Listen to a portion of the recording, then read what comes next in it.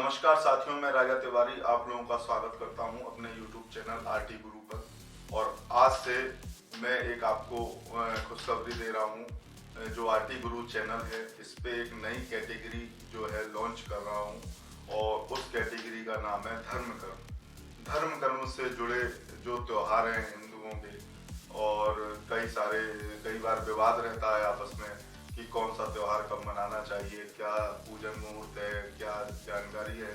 यदि आप लोग भी हिंदू धर्म और उस संस्कृति से जुड़े हुए हैं तो मैं आशा करता हूं कि आपको यह वीडियो पसंद आएंगी। और यह वीडियो ही नहीं, आने वाले समय में जो भी हम कोशिश करेंगे वह आपको लेटेस्ट और ताज़ा से ताज़ा जानकारी उपलब्ध कराने की कोशिश करेंगे।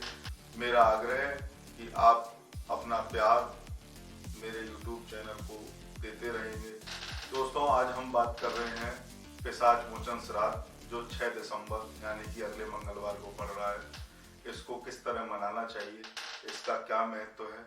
आप यदि यह जानकारी चाहते हैं तो हमारे चैनल के साथ बने रहिए, अंत तक देखिए। साथियों, पिशाच मोचन श्राद्ध जो है वो 6 दिसंबर 2022 यानी कि अगले मंगलवार को है।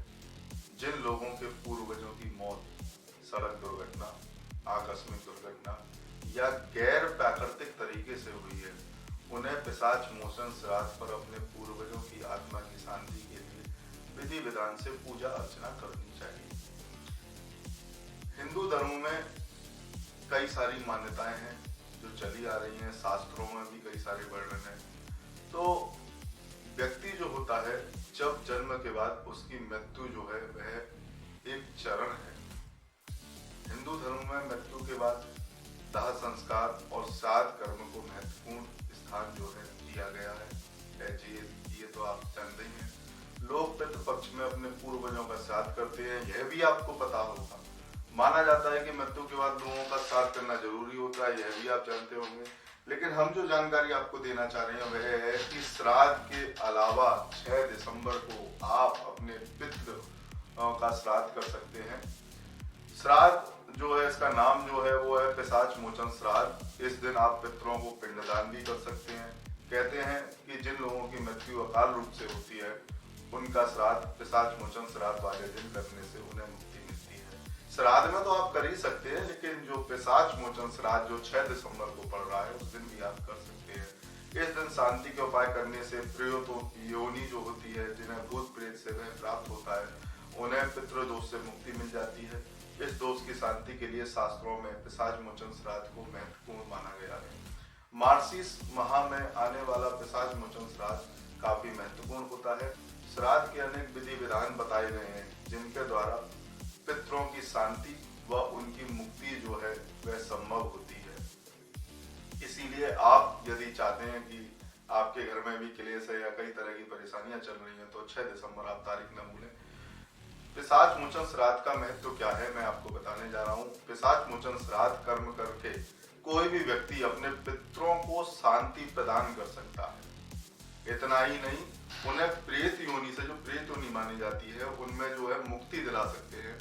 पितरों की मुक्ति के लिए, शांति के लिए श्राद्ध कर्म करना, तर्पण करना, ये सब जो है कर सकते हैं। यदि ऐसा ना करते हैं तो आप जानते होंगे कि पितृदोष भुगतना भी पड़ता है। बताया जाता है कि इससे व्यक्ति के जीवन में कई बार कष्ट उत्पन्न होने लगते हैं, जो अकाल मृत्यु या किसी दुर्घटना में मारे जाते हैं।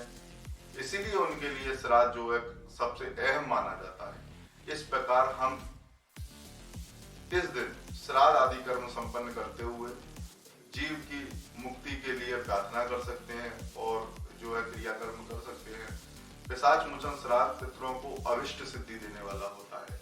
इसलिए इस दिन किया गया श्राद्ध अक्षय होता है और पितृ इससे संतुष्ट भी होते हैं।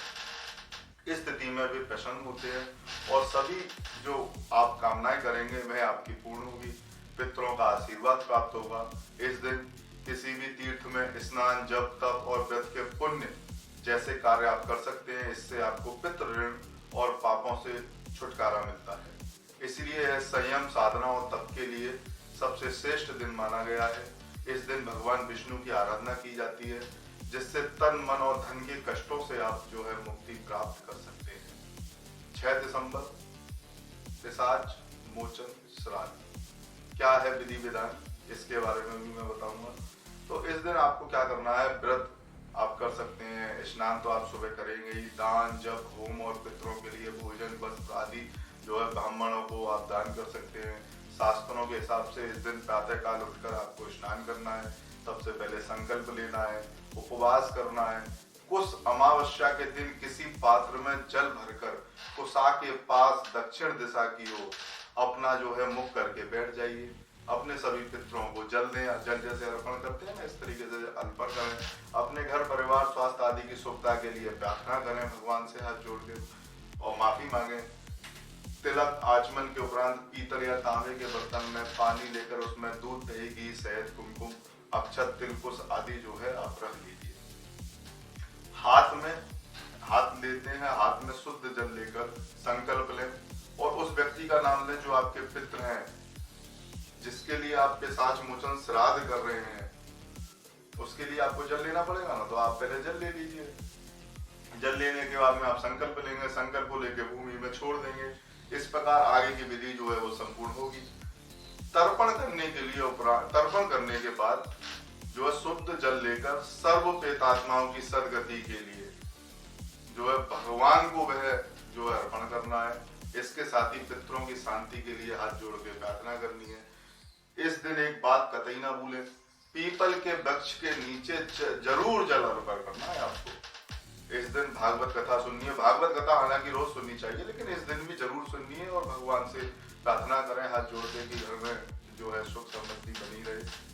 और ये सारी चीजें आप कर सकते हैं। तो जो पिशाच मोचन श्राद्ध है उसका लाभ आप उठा सकते हैं। श्राद्ध जो पक्ष आता है, आपने सुना होगा, जैसे जो नवरात्रे आते हैं, शारदीय नवरात्रे, उनसे पहले श्राद्ध पक्ष आता है, उस समय श्राद्ध किए जाते हैं। लेकिन यदि आप नहीं कर पाए हैं या कोई कारण है जिस वजह से आप चूक गए हैं या कोई और समस्या कर चुके हैं, फिर भी आपके घर में गिले कलेश, परेशानी या नाना प्रकार की समस्या चल रही है, तो आप इस प्रकार पिशाच मोचन श्राद्ध को ना भूलें, उस दिन आप जरूर करें।